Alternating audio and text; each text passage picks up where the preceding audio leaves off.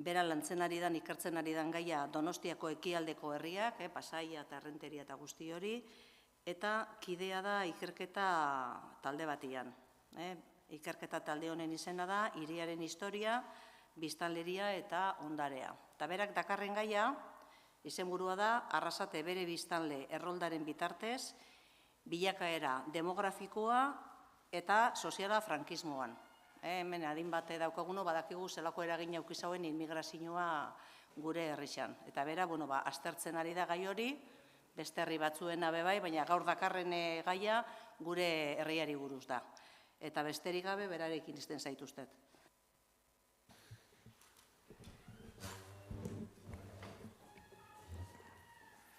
Zuten zait, bai ez? Bai, ondo. Bueno, atxaldeon denoi, eskerrik asko lehen da bizi honea etortzeagatik. Eta gero, bigarrenik, komentatuko izoi pixkat gaur edo, hitzaldian zehar landuko dugun gaia edo, ez?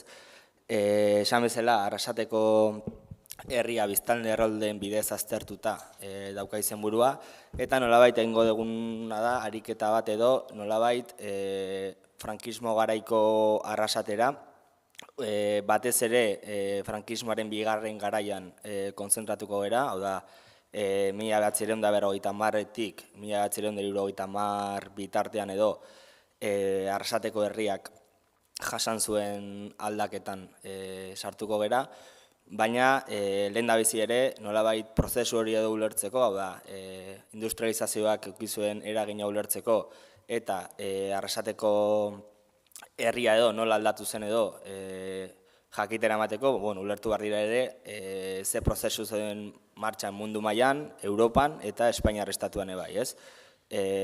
Arrasate etzelako isla bat, baizik eta Arrasate jasan zuen prozesua beste herri askok jasan zutelako hemen Euskal Herrian eta beste hainbat lekutan ere bai, ez? Orrun, aldez aurretik ere, esatea, enaizela bere horretan Arrasateko historian aditua, guk ikerketa taldean hainbat proiektu ditugu, ni kasu honetan nire tesi pertsonala burutzen nabil, ni soziologoa naiz izatez, eta orain gaur egun tesia egiten aurkitzen naiz EHUn.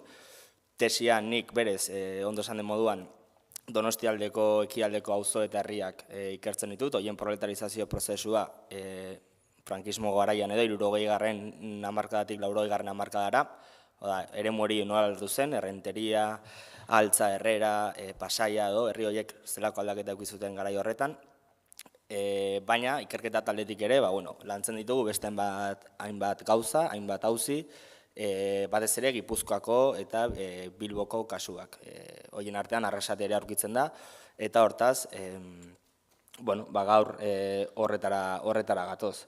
Esan barra dago, nolabait, gure ikerketa taldetik edo jorratzen ditugun gaiak hiriarekin edo espazioarekin zerikusia daukatela, hau da, hiriko masa gizarteak, kultura aldaketak, migrazioa, hiriak eta eremu horiek nola aldatzen diren.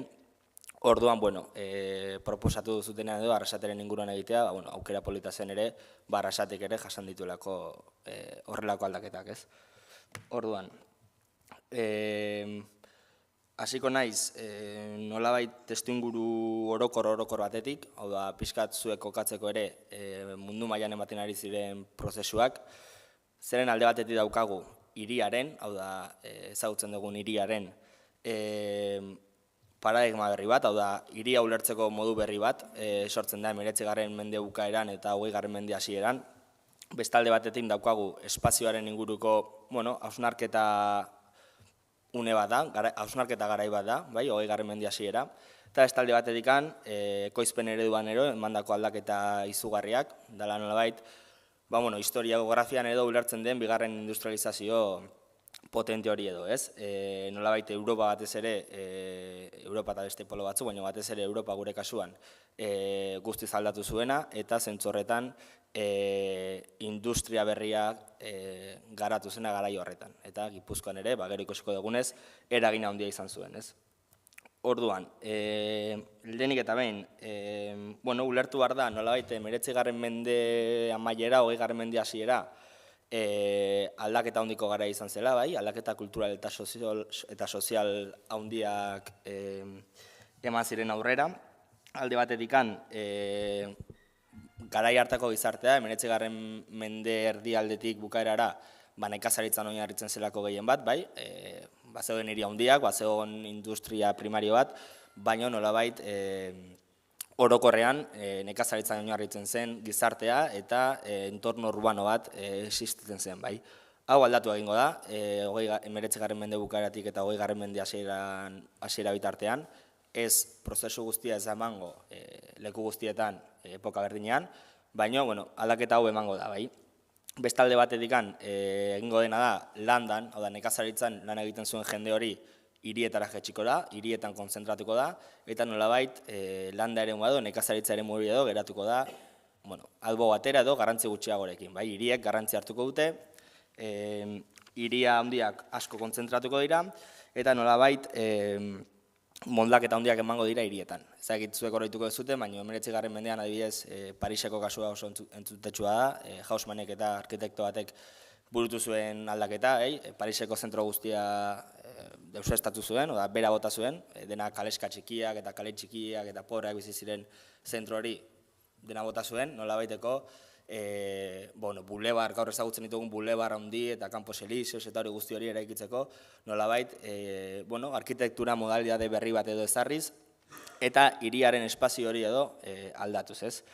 Eta orduan berez, aurkitzen duguna da, alde batetikan nekazal exodo izugarri bat, hau da, ordura arte, familiak eguneko unean landara dedikatzen ziren familioien, nekazaritzara dedikatzen ziren familioiek eta beltzaintzara, horietako askok hirira joko dute lan egitera, horrek esan nahi du hirian biztanleria handitzen dela, hirian zerbitzu gehiago hanbarriela, jende askoz gehiago bizi delako bertan, eta aparte industria berri bat edo jaioko delako hiri horietan, bai. Bestalde batetikan, 20. mendetik aurrera, ikusiko dugu nola estatuak, estatu nazioek, importantzia handiago bat edo hartuko duten gizartean, hau da, 19. mendetik aurrera, estatu burgesak edo deitzen diogunak azten jungo ziran, eta nolabait, 20. mende hasieran gertatzen da nolabait hornidura kolektiboak, zerbitzuak, gizartea antolatzeko eredua nolabait estatuaren menpe geratzen da, edo estatuak hor interbentzio potente bat hartzen du, ez? Eta bestalde, gatazka sozial berriak ere sortzen dira, hau da, ulertu behar dugu garai hori dela, Europa mailan ere, oso gatazkatsua, Sobietar Batasunaren garapena sortzen da, bestalde batetik ere, gerra mundialak ere hor ditugu, orduan, Espainiar estatuan ere gerra zibila hor sortzen da, orduan, oso garai gatazkatsua da, eta zentzu horretan, dira, grandes rasgos edo, orokorrean, ematen diren aldaketa orokorrak gizartean, bai.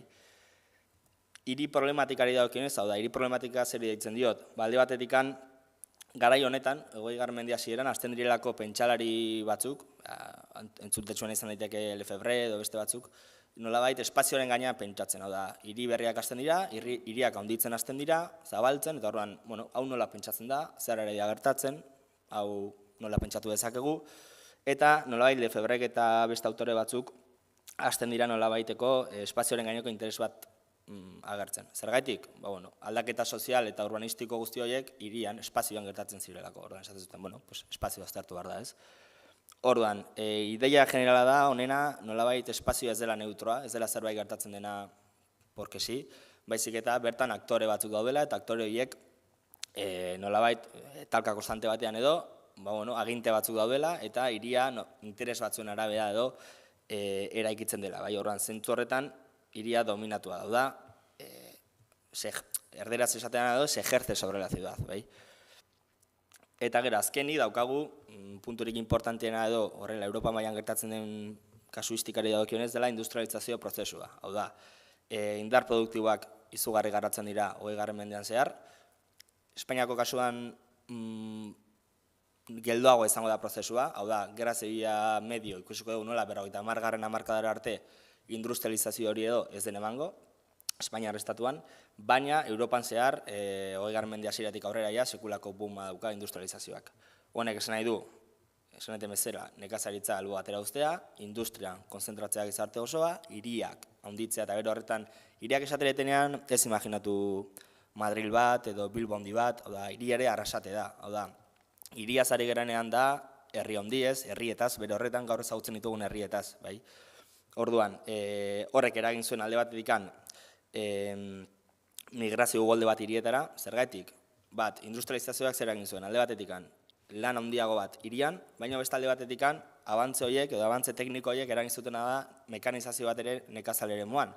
Hau da, ia ez ziren behar 13 pertsonako familiak landan baserrian lan egiteko, baizik eta behar zirena zen, ekoiztu, X makina, nahiko sinpleak, balio zezaketenak, landa eremuan, ekoizpena eta produktibitatea handitzeko. Orduan, hori ematen denean, egiten dena da, jende horrek lana galtzen du, nolabait nekazal eremuan, eta bizi baldintzak askoz kaskaragoak ziren nekazal eremuan, eta egiten duna da, fabriketara pasa, hirietara bai. Horrez eragiten du, bat, pilaketa hirietan, hau da, langile asko joaten dira hirietara, askok etxerik gabe, askok inungo planifikaziorik gabe, horrek eragiten duna nolabait behar inmediato bat jende hori nun bai sartzeko. Auzo berriak eraikitzen dira, etxe bizitza berriak eraikitzen dira ziztu bizian, eta batez ere segregazio urbanistiko bat ere ematen da. Hau da, segregazioa zena du nolabait etortzen den jende guzti horren artean separazio bat ematen dela. Batzuk geratzen dira nolabait diru gehien zeukaten jendea, eta nolabait, klase ertainetik gora, burgesianen partezen jende hori geratzen da hiriaren zati batean, eta langileak edo pobreak zirenak nolabait zonifikatzen dira oso leku konkretu batzuetan. Gero arrasaten ikusiko dugu hori nola ematen den. Eta orokorrean, ematen da talka bat, segregazio bat, eta hirietan ere hasten dira nolabait separazio horiek edo sortzen. Orduan, behin hau botata, hau da, berantolaketa instituzional, sozial eta urbanistiko guzti hau ematen ari denan Europan,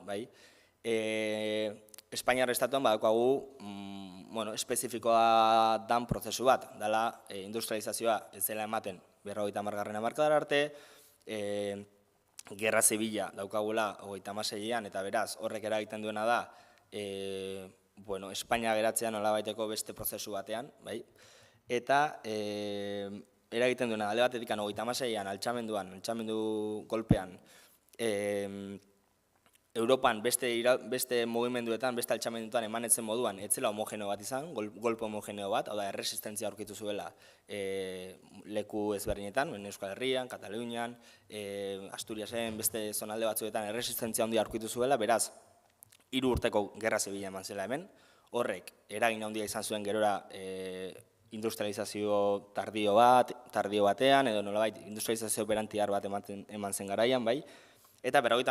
hamarkada, praktikamente gerra osteko politiketan, Espainiar estatuan, ez egonkortasun soziala izugarria zen, badaukagu alde batetikan autarkia oso gogor bat, Frankoekin inposatuta, oda protekzionismo oso gogor bat, Kriston Arantzelekin, oda honek esan nahi du, baimendua bakarrik, ekonomian baimendua bakarrik zegoela, Espainiar estatuaren mugen barruan komertziatzea, oda merkantziak saldu eta erostea, ezin zen eman nazioartean, hori berez, Frankoak nahi zuna zen, nolabaiteko Espainiar estatuko ekonomi hori edo babestea, baina gertatu zena zen, Europa industrializatzen eta ekonomia garatzen zijoan enean, Espainia atzeraldi batean geratzen ari zela. Hau da, geroz eta pobrezia handiago bat jasaten ari zela. Bai populazioa, baina bai bera estatua ere bai. Estatua ekonomian ere, BPG ikusten badugu, BPG-aren datuak oso bajuak ziren, 40. hamarkadan. Orduan, Espainiak nolabaiteko ekonomia arloan aldaketa azkarrak egin baino lehenago, erabaki zuen autua edo egin zuen autua zen, maila internazionalean nolabaiteko fama bat edo nolabaiteko beste estatuek edo Espainiar estatua begi honez ikusteko saiakera bat. Eta hori izan zuen, batez ere, bi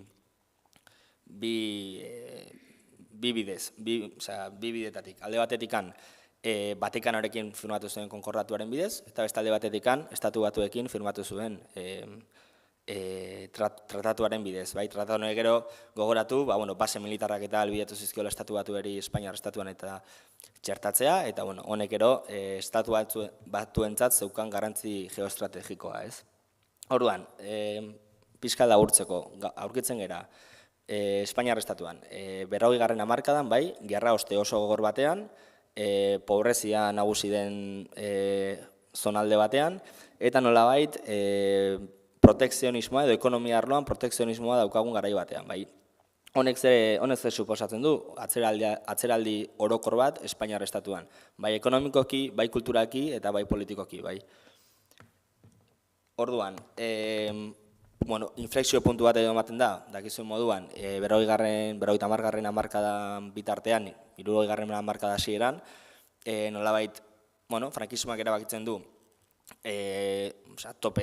erabaki ez, behartua egon zan, nolabaiteko erabaki batzuk hartzera arlo ekonomikoan, ekonomiak etzulako beste jendeak oso iziltzen izalako, orduan erabakitzen dena nolabaiteko, teknokrata batzuen bidez eta Opus Deiko ekonomialari batzuen bidez eta bar, erabakitzen dena nolabait, inflexio puntu bat ematea, eta nazioarteko merkaturako bideoiek edo irekitzea, egiten dena da, arrantzelak eta albo batera utzi, protekzionismo alde batera utzi, eta Espainia sartzen da lehiatzen ja nazioarteko merkatuan, batez ere estatu batuekin firmatu zituen tratatu ekonomikoen bitartez, baina Europan ere, hasten daia nolabaiteko merkantziak eta salerosten, Era berean ere, seguraski zuetako asko goratuko zate, kartillas de racionamiento, etc. Hasten dira pixkanaka albo batera guzten, hau da, hainbat elikagai hasten dira ja nolabaiteko libreak izaten, zentzu horretan, eta nolabait lortzen dena da, edo Francoren gobernuak saiatu zena zen, nolabaiteko hazkunde industrial bat ematen, hau da, Espainiar estatua industrializatzen, garai hartan, bestalde batetikan egonkortzen monetario bat lortzen, peseta bere horretan oso debalauta zegoelako 40. hamarkadan, eta batez ere inflazioaren kontrol bat izaten. Hau da, nolabaiteko irekira horrek, ezin zuen suposatu ere sekulako aldaketa drastiko bat, Espainiar estatuak edo urteak beharko ditulako gero ere, 70. hamarkadaraino, ekonomia eta industrializazio hori edo ondo bideratzeko. Bestalde batetikan, aipatu behar da ere, nolabaiteko,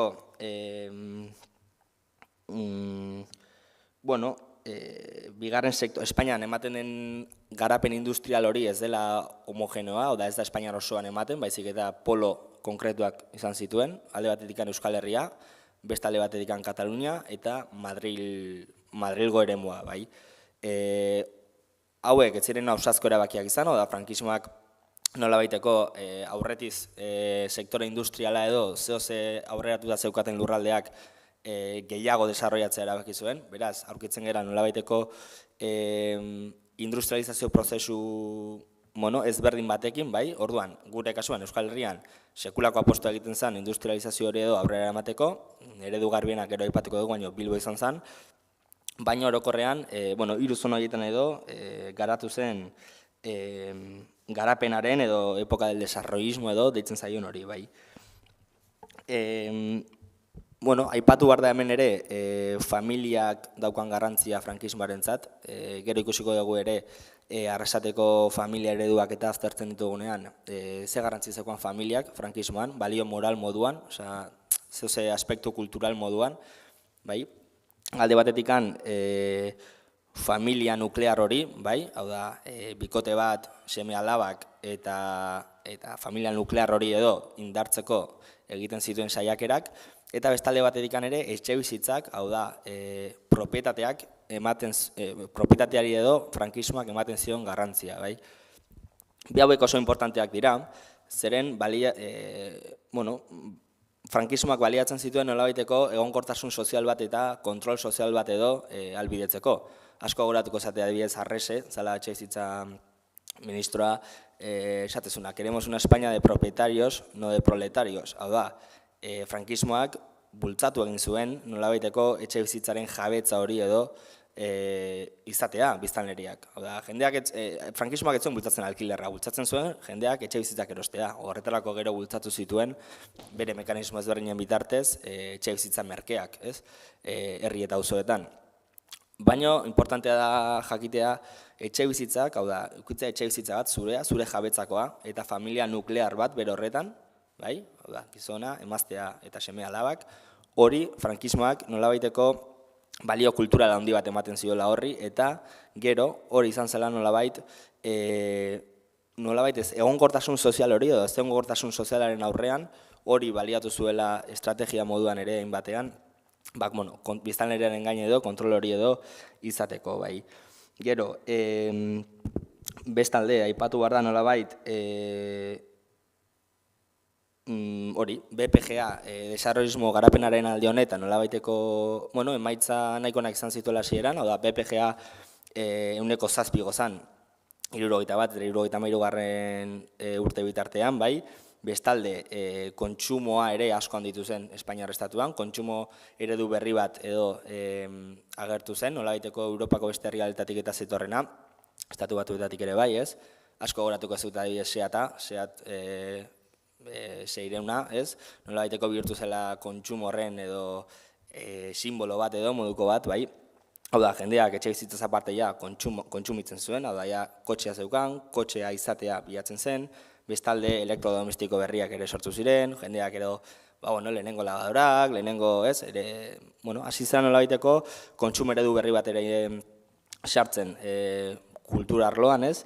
Eta bestalde, importantea dena hau ere frankismo ulertzeko bere horretan, klase ertainaren edo sorrera ahalbidetzen zuen mekanismo batzuk edo jarri ziren martxan, bai.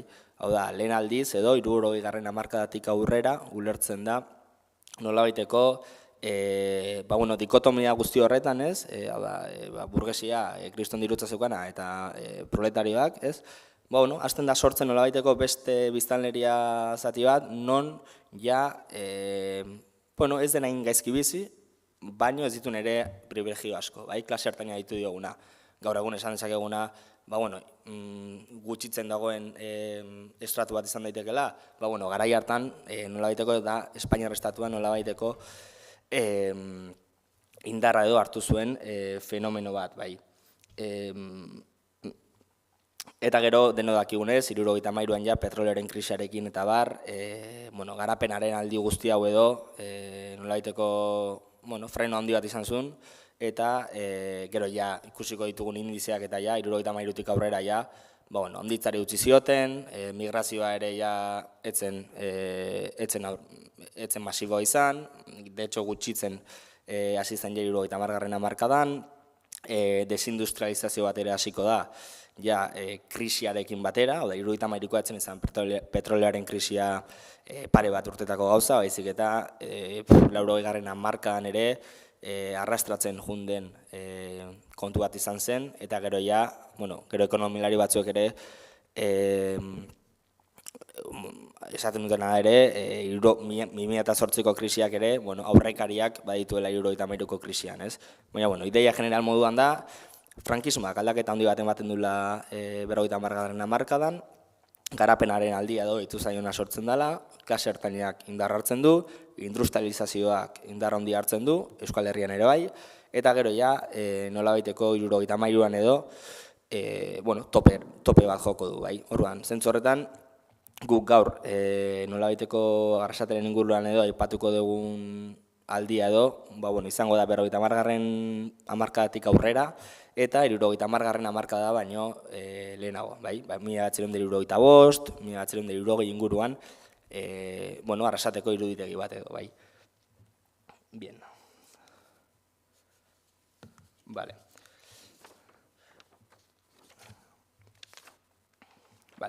Hau esan da, migrazioa aipatu da lehen, eta migrazioak egia da sekulako garrantzi izan zuela garai hontan, eta Espainiar Estatuari dagokion datu batzuk edo emate aldera, alde batetikan kontuan hartu behar da, biztanleriaren igoera izugarria izan zela, ez bakarrik migrazioak ahalbidetu zuelako, baizik eta batez ere, gizarte mailan edo sekulako aurreraketak ematen ari zirelako, bai medikuntzan, bai higienean, bai bestelako medikamenduetan, bai ere arlo laboralean, bai, eta horrek ahalbidetu zuen alde batetikan heriotza tasa 10% jaistea, bai, hori, 20. mendeko erdialde honetan, beste alde batetik jaiotza tasa 21 puntuan kokatzea, non garairako oso kopuru altua zen, eta beste alde batetik edo Europan eman zen prozesu hori nolabaiteko Espainiar estatura ere etorri zen. Hau da, hiriaren eta nekazal eremuaren inguruko uste edo pentsamendu hori. Hau da, alde batetik zegoen hiria nolabaiteko jendeak edo pentsamendu horrek edo eramaten zuela nolabait hiria ezaugarritzera etorkizuna zuen leku bat moduan, ongizatea posible zen leku bat bezala, edota garapena, ez bakarrik garapen ekonomikoa, baizik eta garapen familiarra, hau da bizitza proiektu bat aurrera eraman eramaz ezaken leku bat moduan, irudikatzen zen hiria. Eta aldiz, landa eremuan ja, justo 50 urte lehenago, nolabait pentsakera hori imposiblea zen garai hortan, orain ja, jendeak landa eremuan 50. hamarkadan hasiko da esaten nolabaiteko, edo hasiko da ezaugarritzen landa eremu hori atzeraldiarekin, ezegonkortasun laboralarekin, ezegonkortasun familiarrarekin, ezkortasun batekin, orduan nolabaiteko oreka horretan landa eremuak pisua galtzen du eta hiriak eta industriak indarra hartzen du, bai. Eta bestalde, orain sartuko geran moduan ja, 50. hamarkadatik aurrera, bazten dira ja migrazio uholdeak, bai. Migrazio uholdeak, askok ere zuek buruan eukiko dituzunak, ez? Alde batetik gaztelak, bai, Gaztela Leon eta Gaztela Mantxa, Extremadura, Galizia, Andaluziatik etorriteko migranteak Euskal Herrira, batez ere industrian eta lan egitera, bai. Orduan, zuek ikusteko irudikatzeko, hau da, Espainiar estatuan 1950 eta 1975 artean eman zen migrazio saldoa. Hemen ikus daitezke alde batetik zeintzuk galtzen duten migrazio saldo handiena, bai, hau da, Andaluzia, Extremadura eta Galizia, bai, horretan. Eta bestalde batetik, Gaztela Leon eta Gaztela Mantxak ere ikus ezakezu datu soltuak dituztela. Eta bestaldean zeintzuk irabazten duten biztanleria gehien. Hau da, Madril, Valentzia, Katalunia eta Euskadi. Hemen izango zena Euskal Autonomia Erkidegoa, bai.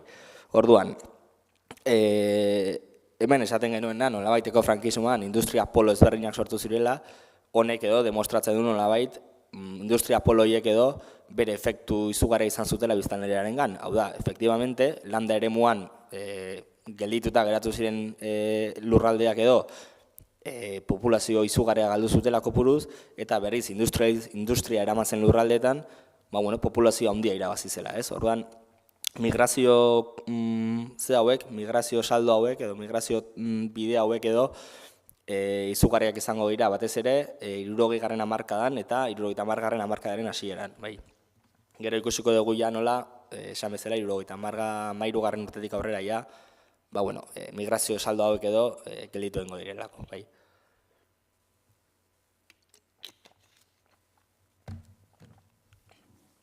Orduan, Euskal Herriari dagokionez.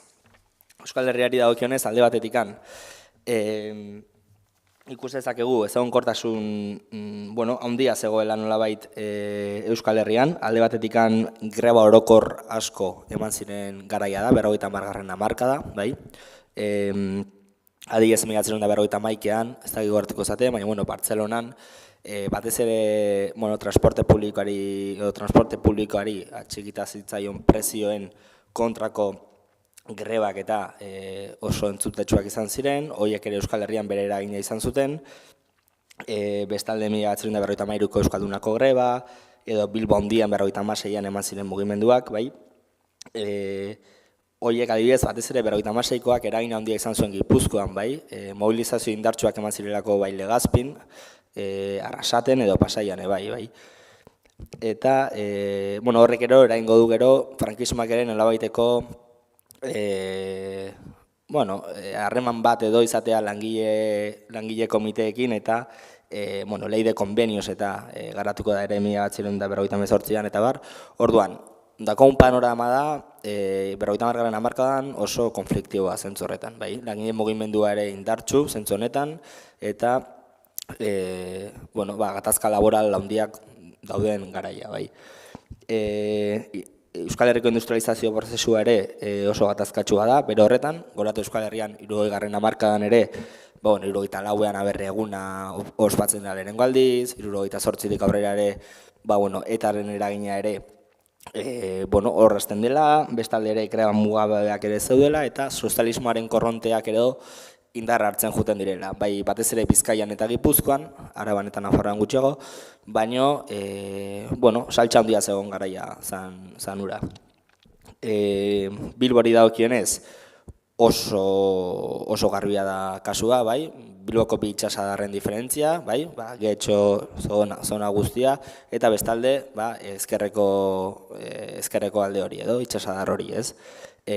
Familia handiek, Txabarri eta guzti hauek, sekulako boterea hartu zuten itsasadar horretan, eta segregazio urbanistiko hau, langileria, txabolismoa, izugarri nabaritu zen Bilboko kasu horretan, ez? Gaur ez da tokatzen Bilboko kasua. Beraz, eta gero daukagu azkenan Gipuzkoa. Gipuzkoan zer gertatu zen. Bizkaian, industria guztia, industrializazio prozesua kokatu zen itsasadarretan, bai, Bilbo handian. Gipuzkoan aldiz oso tankera ezberdin hartu zuen. Gipuzkoan industria nolabait provintzia osoan zehar zabaldu zen, provintzia osoan finkatu zen, eta horrek eragin zuena zen nolabaiteko oreka handiago bat lurraldearekin eta industriarekin, bai. Horregatik ez dago hainbeste txabolismo prozesurik Gipuzkoan, historian 20. mendean zehar, ez dago hainbesteko adibide entzutetsurik Bilbokoa bezala adibidez Gipuzkoan, eta beste arrazoi garbi bazen Gipuzkoan adibidez landar kualifikatu handia koitzi zela garai horretan, batez ere Eibar eta Arrasateko eskola profesionalak ere sortu zirelako. Orduan, horrek albidetzen zuen ere, batez ere zonalde honetan, armagintzan eta bar, aurrerapen handiak egitea, bai. Eta bestalde hori, esan bezala, probintziarekiko lotura oso estua zeukaten industrializazio prozesu honek, horren adibideak dira kooperatibismoaren fenomenoa, eta Gipuzko osoan zehar, sakabanatuta zeuden polo industrialak, Donostiko ekialdetik hasita, Pasaia, Errenteria zona horretatik hasita, Soraluze, Eibar, Arrasate, Legazpi, Zumarraga, bai, orduan, zona guzti horiek industria banatu da zegoen, eta horrek, beste ezaugarri batzuk eman zizkion Gipuzkoari, bai. Hemen ikusten ez duten irudia da, nolabait Arrasatekoa, 1940an, ikusten dezuen bezala, alde zaharra dago, eta alde zaharra zaparte, gehiengoa landa eremua da, bai, eta Arrasatek egiten duen bilakaera nolabait, nahiko pekuliarra da Gipuzkoa mailan ere, bai. Badakigu alde batetikan, gerra ostean Arrasaten, azten dela nolabaiteko, lehenengo tabin San Juan auzoa sortzen da, eremua, nolabaiteko hogar desindikal, frankismoak sortutako, etxe bizitza ministerioari lotuta zijoan instituzioa zen, arduratzen zela nolabait, OSH, arduratzen zela nolabait, auzune merkeak sortzea langileriarentzat, bai? Hau da, langileentzat bideratutako etxe bizitzak eta sortzea arduratzen zen instituzio bat.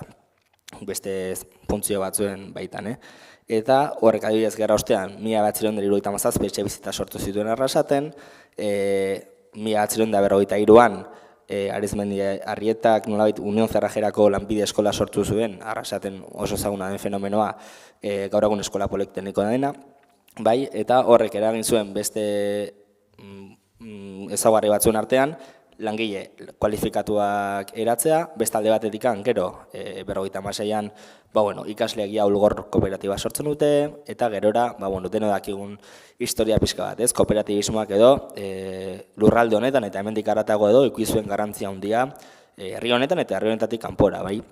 bataz beste hori, 73 enpresa zeuden, horietatik 10.000 bazkide zeuden, 13.000 langile izatera iritsi ziren, bai, eta esparru ezberdinetako enpresak sortu ziren, bai, Laura Alkutxa, Eroski, Lagunaro, Fagor elektrodomestikoetan eta bar, bai.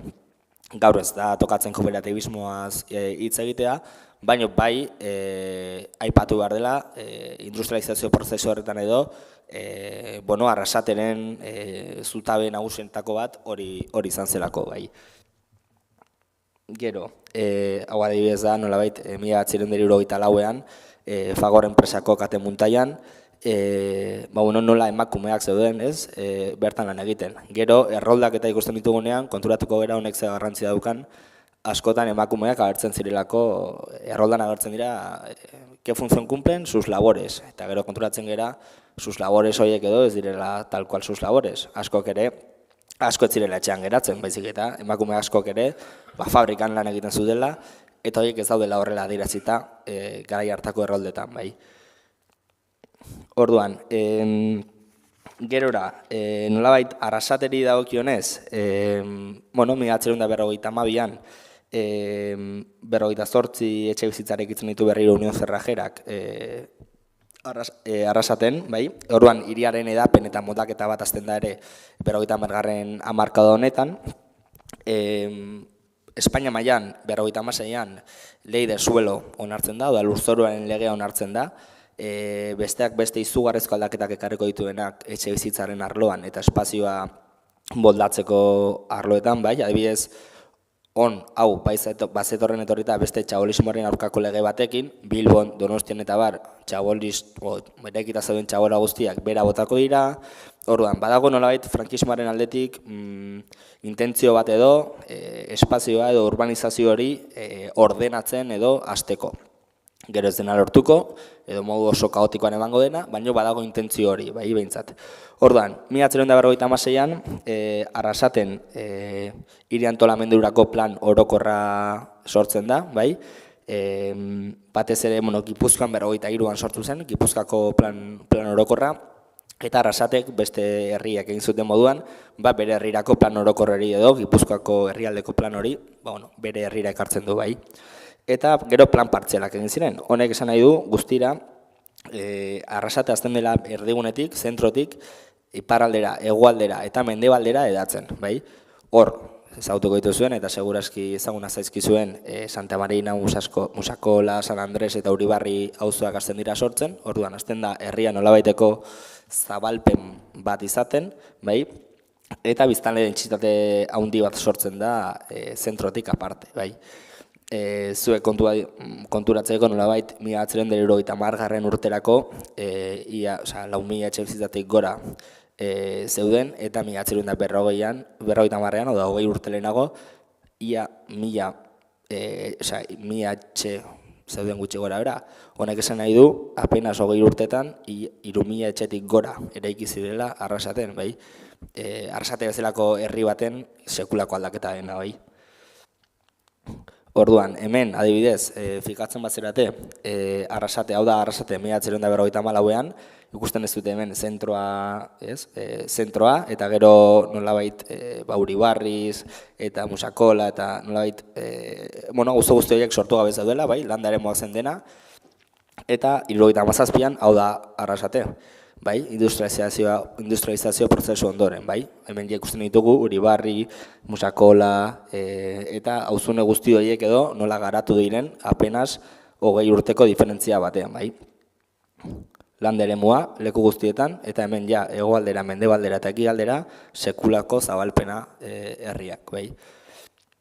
Orduan, plan partzialen edapena edo modu nahiko kaotikoan eman zen, baina Arrasaten esan bezala, baiaran zehar juntzen zabaltzen, Artxabalet eta bar, saiatu ziren plan urbanistiko horiek edo aurrera eramaten, bai. Hemen ikusten diren nolabait garai hartan arkitektoek eta urbanistek planteatu zituzten aldaketak zeintzuk izan ziren, bai. Eta gero nahi bezute hemen daukat liburu bat, pasako izuet ikusteko zeintzuk izan ziren aldaketak eta bar, auzo, bai. Orduan, Arrasateren biztanleriaren evoluzioa 1940 eta 1970 artean, bai? hau, Arrasate bezalako populazio herri baten kokatzen bagera, nahiko ikusgarria da, alde batetikan, 1940an 8.600 biztanle zeudelako Arrasaten, eta 1970an 22.400 izatera iristen delako. Orain fijatzen bazerate, 2022an, aurten, 22.000 eskas biztanle ditu Arrasatek, honek esan nahi du, 70an jozuela bere topea Arrasatek bere horretan, noski 70etik egon dira beste gora bera batzuk biztanleriari dagokionez, baino honek esan nahi du Arrasateko historia garaikidean biztanleriaren prozesu edo zabalpen handiena momentu honetan ematen dela Arrasaten, bai? 40tik 70era bitarten, bai? Orduan, behin hau esan da, guk ikerketa taldetik egiten duguna da nolabaiteko erroldekin edo errolden analisi bat.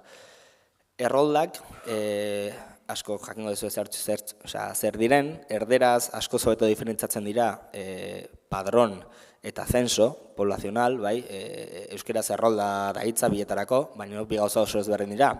Censoa da INEk egiten duen ikerketa bat 10 urtean behin, jakiteko herri bakoitzak ze eboluzio izan duen estatistikoki eta bar, baino eta padroia izango litzateke garai hartan udaletxeak urtez urte egiten zuen datu base ikaragarri bat, sekulako aldagai pila batekin, populazio bakoitzarena, pertsona bakoitzarena, bai. Honek ahalbidetzen du jakitea, adibidez, pertsona bakoitzaren adina, zenbat seme-alaba izan zituen, nun egiten zuen lan, nolabaiteko batzutan irakurtzen bazekien, hitz egiten bazekien, nun egiten zuten lan, lantegia, zertaz egiten zuten lan, orduan informazio asko ematen dizkigute erroldek, bai? Adibidez, zuek imaginatzeko hau da, 1975ko errolda, Arrasatekoa, bai? Hor goian ez da ondo ikusten, baina Navase Tolosa kalea da, eta borratuta daude, berez, legeak edo, datu baseko legeak esateuna, pertsona fisikoen identifikazioak eta ezin direla eman, orduan hori borratuta dago, baina beste datu guztiak baditugu. Eta, hau da adibidez, Navase Tolosa, 1975 urtean, bizi zen jendearen datu guzti hau, bai. Honekin gero zer egiten dugu, guk egiten duguna da kodifikazio bat. Hau adibidez orain, hemen ikusten baigu, Excel programan, hemen daude adibidez, 1975ko Arrasateko erroldako datuak, bai. Hemen banan, pertsona bakoitza, bai, kodifikazio baten bitartez, pertsona fisikoiek ez identifikatzeko, baino beraien datu guztiak jasotzeko, bai. Orduan, kale guztiak banan egiten dira, ez? Eta egiten dena nolabaiteko informazio datu base orokor bat Arrasateko biztanleriaren inguruan, bai.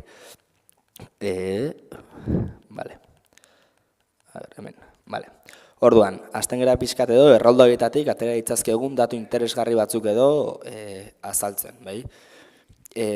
Honek datu batzuk ekarri ditut bakarrik, nolabaiteko honek eman zezakelako edo denbora askorako eman zezakelako kontu honek, baina hemen ikusten dugu nolabaiteko 75. urtean zeintzuk ziren Arrasateko biztanleriaren jatorriak. Alde batetikan Gipuzkoarrak kenduta, noski, Gipuzkoa zalako lehenengo migrazio flujo handiena, bai, daukagu Araba, bai, gorriz, Arabako biztanle asko, izugarri, zeuden, biztanleriaren 6,6 Arabarra zen. Arrasaten 1975an. Eta gero ditugu nolabait beste provintzia batzuk, batez ere, Badajoz, Extremaduran, Zamora, bai, Gaztela Leonen, gehien dituztenak, bai, 3 eta 3,1, bai, bataz beste, honek esan nahi du, herriko 3,3 Badajozetik zetorrela, eta beste 3,3 Zamoratik zetorrela, bai, orduan, honek garrantzia handia duka. 3,3 ez bazaigu ere asko iruditzen, hori Arrasateko kontestu batean jende asko da, bai. Ari gara hitz egiten esan bezala, 1000 gora pertsonetan Arabakoak, 500 eta piko Badajozekoak eta bar, bai. Orduan, ikusten dugu nolabait Euskal Herritik ez, badagoen ekialdera, hego ekialdera osea, hego-mendebaldera barkatu, jotzen den ardatz bat, bai, marrazten den ardatz bat, datorrena, Burgos, Errioxa, Valladolid, Salamanca, Zamora, eta Badajoseraino, bai. Etorkin hauen arrazoiak, luzeak izan daitezke jende bat etorri zelako industrian lan aprobatzera eta gero familia osoa ekarri zuelako berekin, kaso asko daude horrelakoak, edo eta familia osoa mugitu zirelako landa eremutik derrepente industriara, bai. Batez ere aipagarria da Kuenkako kasua, hemen, geratzen zegulako guri ere, harritu ingintun, ez?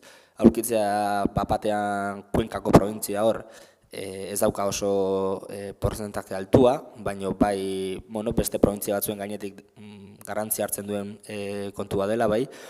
Baina orokorrean hauek dira, Arrasaten 1985ean zeuden jatorri ezberdinak, bai, herrian. Beste alde batetikan,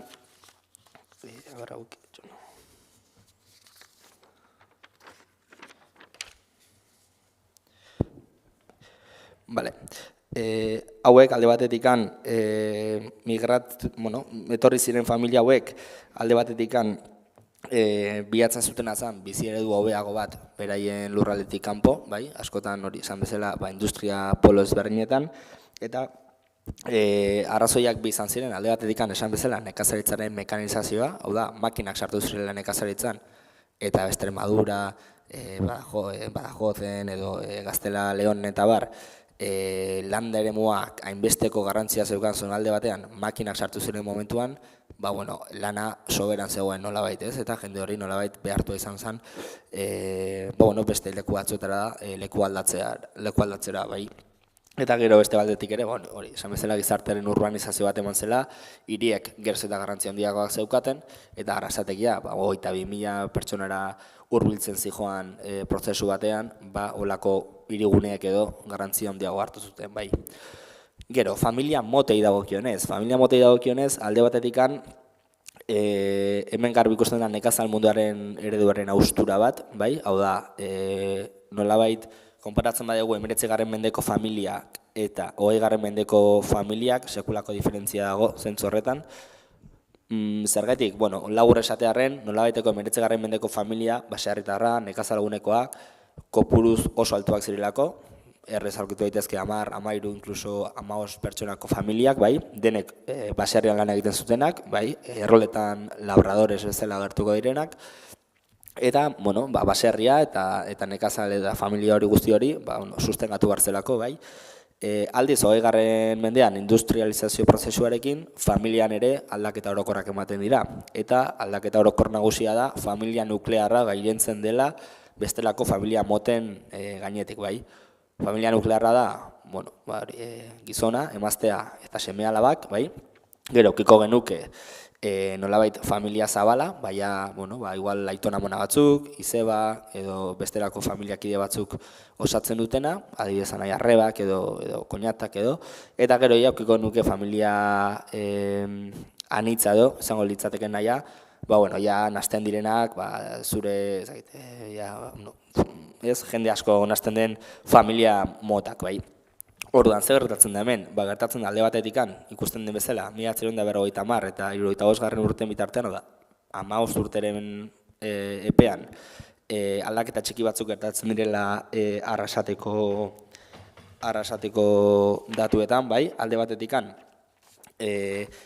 ikusten den bezala, familia nuklearrak pisua galtzen du Arrasaten, hau da, esaten ari naiz, 19. mendean, familia anitzak zirela nagusi, eta 20. mendean familia nuklearrak zirela nagusi, eta hemen Arrasatek erakusten duena da, justo aldrebizko kasu bat, hau da, justo familia nuklearraren portzentajea gutxi bada ere, zertxo bat jeitxe egiten dela, bai. Hau zergatik da, esan bezala immigrazioak hemen kristolako garrantzia dauka, alde batetikan, familia nuklearretatik aparte, langileriaren parte ziren familietan, ze hau ere diferentea, bai, dirudunen familiak edo pobren familiak izan, pobrenak oroar askoz eskuzabaloak ziren familiaren kopuruan, hau da, asko gertatzen da familia pobreetan, erroldetan agertzen direla adibidez huespedeak, ez, hau da, alokairuan bizi ziren jende solte bat, familiaren familiak hartzeko, etxean hartzeko ere ohitura askoz handiagoa zegoen. Orduan gertatzen dena da, familia pobreen kopuruak askoz ere handiagoak direla, familia dirudunenak baino, bai. Eta hemen gertatzen dena da, alde batetikan, migrazioak eragin zuena zen nolabaiteko familia nuklear hori edo jeistea eta familia anitz horiek edo handitzea arrasaten, bai.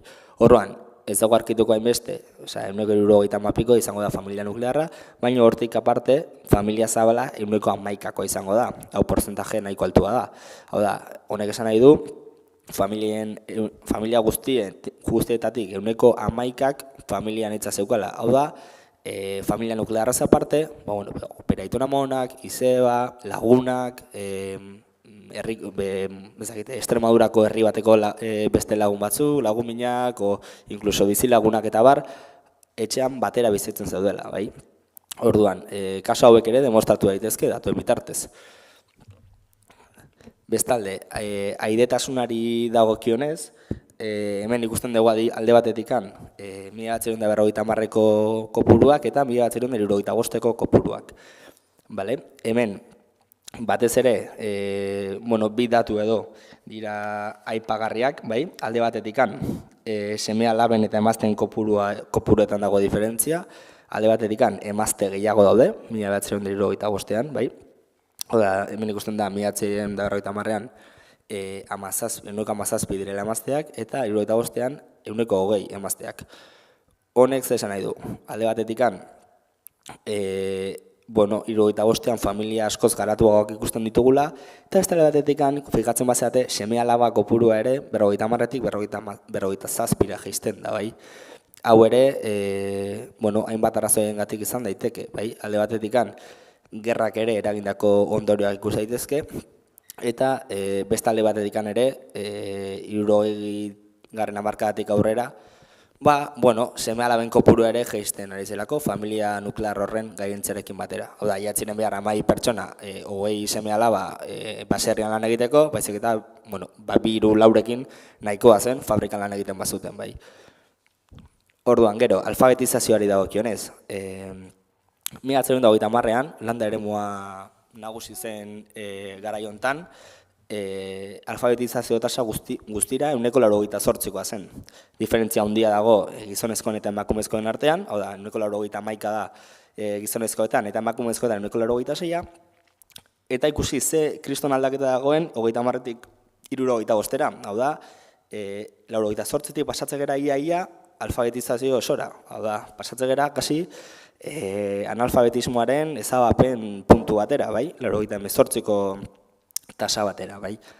Alare hemen, diferentzia daude, ikusten ez zuten bezala, gizon eta emakumeen artean, bai. 99, hau da, gizonezko ia gehienek, praktikamente guztiek, bazekiten idazten eta irakurtzen, baina emakumeen kasuan, puntu hau txikiagoak dira. Hau da, diferentzia hauek ere, asko handiagoak ziren genori dagokionez. Hau zergatik da, emakume asko oraindik ere behartuak izaten zirelako familia frankismoak sortutako familia eredu horren baitan, etxean lan egitera edo eta nolabait fabrikatik kanpo mantentzera, bai. Frankismoak eratera zituen lege batzuk, esanez, edo proposamen batzuk, esanez, emakumea egimaztena zen, emakumea salbatu, eta salbazio horretan zegoen emakumea fabrikatik ateratzea, bai. Orduan, hemen ere diferentziak ikusi daitezke kontu honetan, bai. Gero egia da, adibidez, esan dugun eskola profesional horietan edo, hemen Deba Baiaran eta sortu zirenek kristolako garrantzia eukizutela, bai. Hor, iruditan ikusi dezakezu eskola de aprendices 53an, eta gero hortik aurrera, garatuko zen, emango zen garapena edo asko handiagoa izan zen, bai. Eta, bukatzen juteko pixkat, hemen biztanleriaren piramida ikusi dezakegu, bai, 1975koa, gizonak eta emakumeak, hemen, pentsatu zuek ere pixkat abertze diferentzia edo nolako aldaketak ikuste ditzazkegun arrasaten, bai, alde batetikan ikusten dugu lehendabizi, diferentzia handiak gaudela emakume eta gizonen artean, bai, alde batetikan emakume zartzarora jotzen badugu, emakume gehiago daude gizonak baino, bai. Bueno, fabrikako lanak eta gizonek egiten zutelarik, askoz ere gaixotasun eta lan gaixotasun gehiago ukitzen zituzten gizonek eta oro har bizitxaropen bajua bat zeukaten. Eta bestalde batetikan ikusi dezakegu hainbat fenomeno sozial agertzen zaizkigunak. Alde batetikan daukagu lehenengo eta behin, erakusten diguna honek da, trantsizioko fase batean dagoela biztanleria, biztanleria ere gaztetzen dijoala, bai? Hau da, geroz eta zar gutxio daudela eta geroz eta gazte gehiago, batez ere geroz eta gazte gehiago daudela. Hemen ikusi dezakegu, goian, 55. Tarte horretan, Gerra Zibilaren eragina edo zeintzu nolako izan zen, bai? Hau da, justo, tal cual, hildakoen kopurua Gerra Zibilean, bai? Hau da, 30, 40, 50 urteko jende hori hil zana Gerra Zibil horretan. Eta gero ditugu, behan alde batetikan Gerra Zibila bi, deitu diotena. Gerra Zibilak eragin handia izan zuelako Arrasaten, ez bakarrik gerran hildako jendea, baizik eta gerraren ondorioz edo hildako jende horren ondorioz jaio ez ziren jende hori hartu behar da kontuan. Bigarren hau, Gerra Zibila bi, horri dagokion kopuru da, hau da, horri ikusten da, sekulako saltoa, derrepente, 30-34tik, 20-24. Eta biztanleria tarte hori edo utxune hori da, nolabait, gerraren kulpaz edo jaio ez ziren, edo nolabait destrozatu ziren familia horien utxune hori. Eta gero ikusten dezakegu alde batetikan migrazioaren eragin ikaragarria, 30-34 kakotxo horietan, bai, sekulako diferentzia dago 25, 29 eta 30-34 tarte horretan. Eta hau zergaiti da, alde batetikan migrazioaren perfila orokorrean oso gaztea izan zelako industrializazio prozesuan. Ez Arrasaten bakarrik, hau tonika generala da Euskal Herri osoan, migratu behar izan zuen jende guzti hori, gehienak behintzat oso gazteak ziren, 25, 30 urte tarteko jendea zen, bai. Batez ere gizonak lehen da bizi, fabrikara zuzenean, eta behin hauek egon kortzen baziren, familia guztiak hartzen zuten beraiekin, bai. Familia guztiak zan daitezke ez, bakarrik berein emaztea edo beraien gurasoak, baizik eta aiton amonak, arrebak, inkluso berain seme-alabak, mundu guztia, bai. Orduan, eta gero azkenik ikusten dugu hor bekaldean batez ere baby booma izango zena 60. hamarkadatik aurrera, bai, eta seme-alaben kopuru izugarria, bai. Ikusten dugu hor justo 0,4tikan, hau da jaio berrien kopurua izugarria zela Arrasaten 1975an, bai. Hau ere tonika generala da, bai, 60. hamarkadan baby boom prozesu hori eman zen, eta eragin zuena zen batez ere biztanleria izugarri gaztetzea, bai. Gaur egun aurkitzen gera justo, baby boom honetako jende hau, baina hor da bilela, 50, 60. hamarkadaren bueltan, eta prozesua justo kontrako daukagula, bai? Alde batetikan, zarrasko ditugu gure gizartean, geroz eta gehiago, eta geroz eta jende gutxiago jaiotzen da. Orduan, nola baiteko, 60. hamarkada honetan Arrasaten, jendarte gazte baterantz bagindoa zen, gaur egun, jendarte zahar baterantz, goaz, zentzu horretan, gure herrian, ez? Orduan, eta gero azkenik bukatzeko, ogibideak edo aipatu nahiko nituzke, hau da, alde batetikan emakumeen ogibideak, eta bestalde batetikan gizonen ogibideen kopuruak Arrasaten 1975an.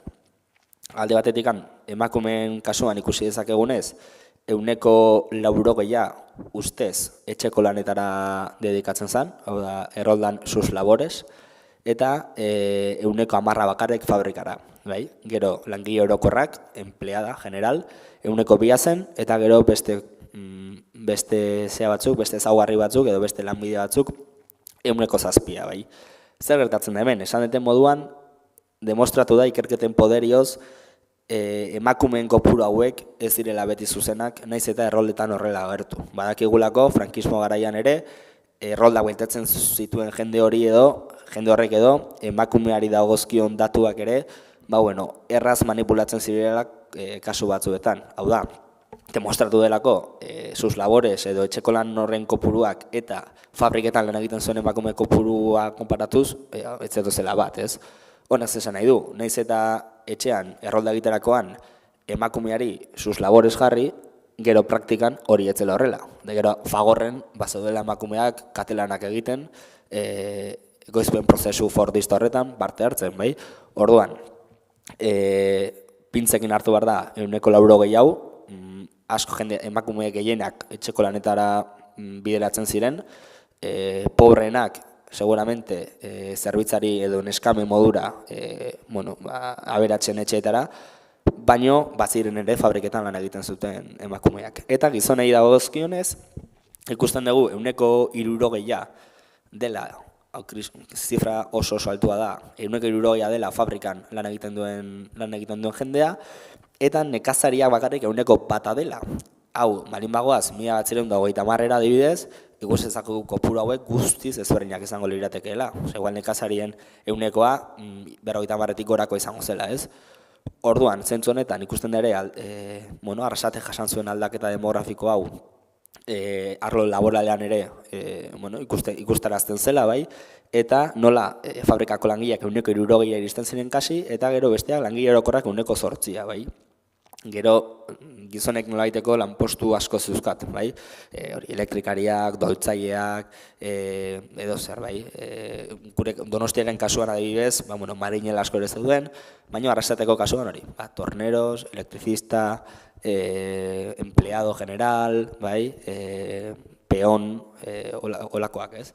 Orduan, ikusteko ere, erroldetan, ze diferentzia zegoen ere, gizon eta emakumeen artean, lanpostuari edo dagokionez, bai. Eta, pizkan uste gortu bete juntzegu,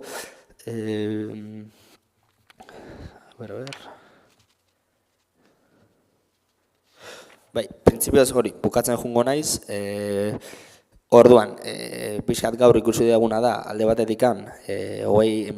mende bukaeran eta 20. mende hasieran, Europa mailan eman ziren aldaketa importanteak, industrializazioaren eta urbanizazioaren bidez, bai, horrek sekulako nekazal exodoa eragin zuen eta kontzentrazio berriak hirietan, eta gure Euskal Herriari dagokionez, Arrasateri dagokionez, 1940an aurkitu dezakegun Arrasate eta 1970an aurkitu dezakegun Arrasate, guztiz, bi herri guztiz ez berdin direla, ez dutela batak bestearekiko inolako antzekotasunik, eta aurkitzen gehala, 8.000-tik 22.000 biztanle izatera pasatzen herria, jatorrian ere 30-tik gora kanpotarra zena, eta nolabaiteko demografiari dagokionez ere prozesu gogorra jasan zituen herria eta eraldaketa batean zegoen herria, gaztetzen zegoen herri batean, eta 70. hamarkadara arte industriatik eta kooperatibismotik biziko den herria. Gero ja, denok ezagutzen dugu pixka prozesua nola izan zen, eta krisi horrek ere nola kolpatu zuen orokorrean herria eta lurraldeak, ez? Eta pixkat hori, nahi behar zute orain gero galdera tartea edo erantzun dezaketen abintzat erantzuteko, eta zuen esperientzia pertsonalak ere nahi zute kontatu. Asko, migrazioarekin asko hartzen da, jendeak baituela ezagunak, gurasoak, inkluso beraiek, kanpotarrak izandakoak, orduan, nahi behar zut ere, badozen galdera, badozen kontu ere, bota, lasai.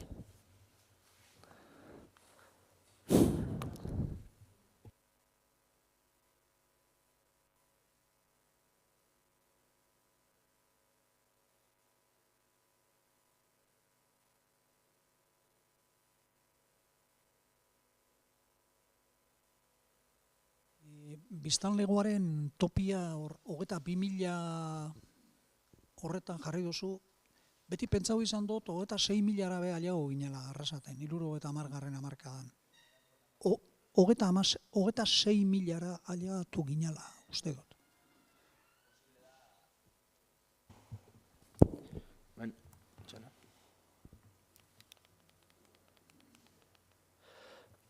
Posible da, 70.an, 22 lauren ziren moduan, urrengo 3-4 urteetan ere, migrazio oraindik iristen egotea.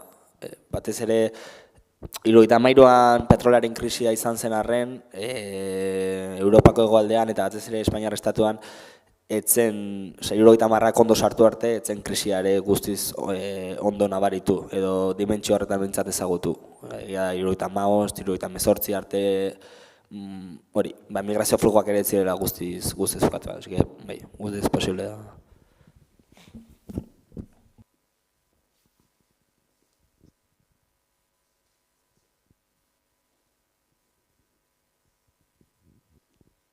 Aizu, atentzio eman dit, hor esan duzun dato batek. Eskola profesionala. Nik uste nuen, Zerrajerak bazuela bere eskola bertako langileen sementzako esklusiboki. Eta Arizmendiarrietak egin zuena izan zala herriko mutilentzako. Eta gero etorriko ziren eskak. Baina sorrera, Zerrajerak bazuela eskola bere langileen sementzako, hori uste dut. Bai, hori horrela da. Kontua garaiak, berrogeita pikoan Unun Zerrajerak martxan jarri zituen eskola horiek eta bar, eta gero 50garren edo 50 luzeetan ja, hasi zela nolabaiteko kooperatibismoaren, Arizmendiarrietaren ikasleak izan ziren horiek ja, kooperatibismoaren zantzuak edo kooperatibismoak gerora izango zen hori sortzen, eta horren baitan hasi zirela nolabait eskola horiek eta herri guztiarentzako eta bar irekitzen. Baina bai, seguramente datu horiek zuek nik baino asko hobeto jakingo dituzue, hemengo herrikoak zaterako. Lehen jarri duzunean horre ogibideen kuadro bat, eguneko besteetan, oin bukaeran jarri duzula. Eta ez dakiz zein urtekoa diren datu hauek, 75koak, klaro. Hor agertzen dira, etxeko lanetan emakume mordua, eguneko 80. Nik entzunda daukat, ni baino nausixagoa jakingo dago beto, nik uste lehen neskak eta eskontzen zirenian, izten zutela lana fabrikan, eta baten ziren etxera, etxeko andre moduan. Uste dut, ohitura hori zegoela, hemen jentia jakingo dago, ezta? Neskak eta fabrikako lana izten zuten, ez dakiz urtera arte, eta gainera zan oso gauza orokorra, eta baten ziren etxera etxeko andre moduan. Ez dakiz zein urtetatik aurrera hori aldatu egin zan. Ez dakit nola izango da hori, baina nik entzunta daukat hori horrela egiten zala. Hemen jentia jakingo dau, ni baino beto.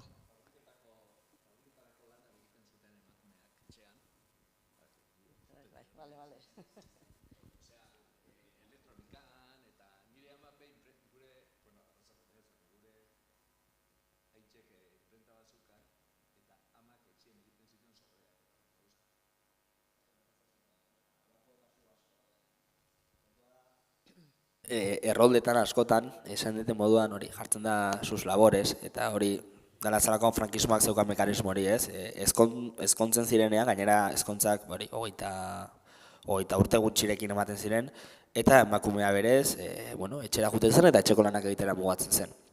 Baina gero demostratu da, bai etxeetan eta batez ere bazaudela emakumeak, fabrikan, kasu honetan Arrasaten fabrikan lan egiten zutenak, eta beste adibidez Errenterin eta Pasaian portuan lan egiten zuten emakumeak zaudela eta etzerela gutxi. Baina, bai, hor, aipatutako trampa hori edo badauka erroldak.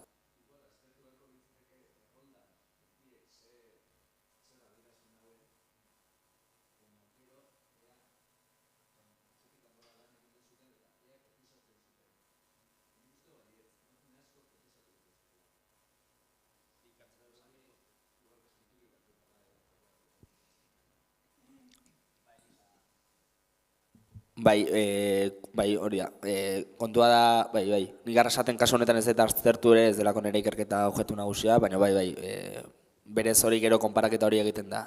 Hartu emakume kopurua, lan egiten duten emakume kopurua, etxeko lanetan dagoen emakume kopurua, hor zerzek ez duko agarratzen, orduan azte zera begiratzen edo, hori, seguridade sozialean eta bar, zeintzu zeuden hor altamanda, zeintzuk ez, askotan ere, beltzean ere lan egiten zuten emakumeen mordoa zegoen, subenpleo eta hori, subenpleo deitzen zaion horri ere, sekulako indar hartu zuen 60. hamarkada horretan, orduan, auzia oso konplexu da eta herri bakoitzak ere baditu bere hori espezifikazio konkretuak. Hori, emakumeak etxera joatiarena behin eskonduta gero, hori ohitura baino araua zen.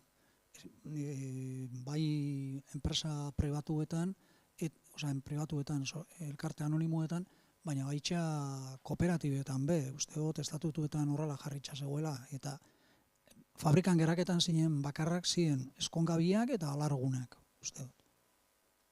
Araua zen.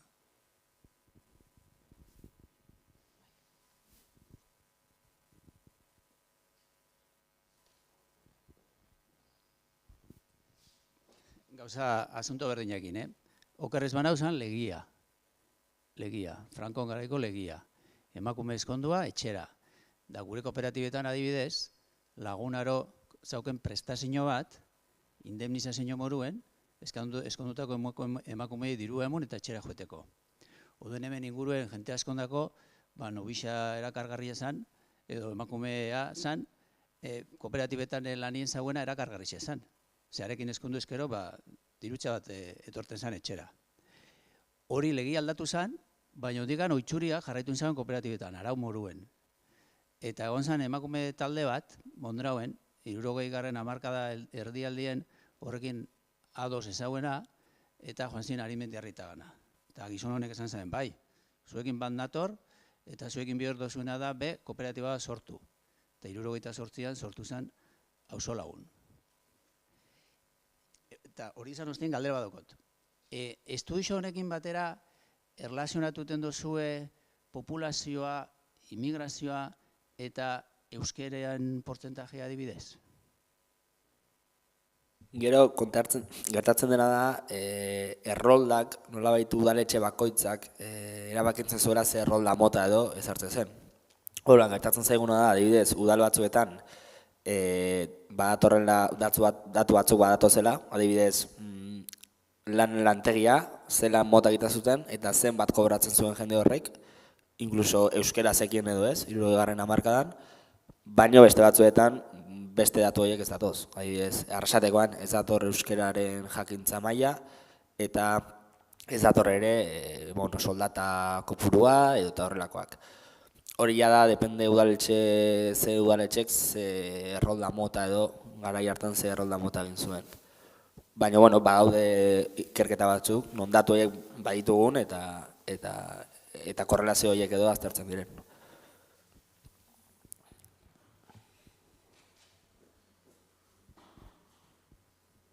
Beste galderen batero?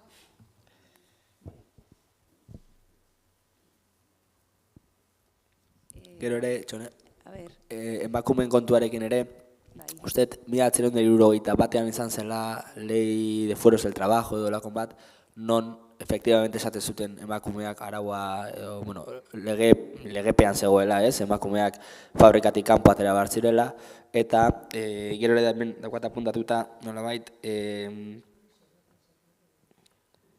hori, atera zela edo garai hortan Frankoren gobernuak bota zuen eslogan bat edo izan zela, hay que sacar a las mujeres de la fábrica del trabajo, ez?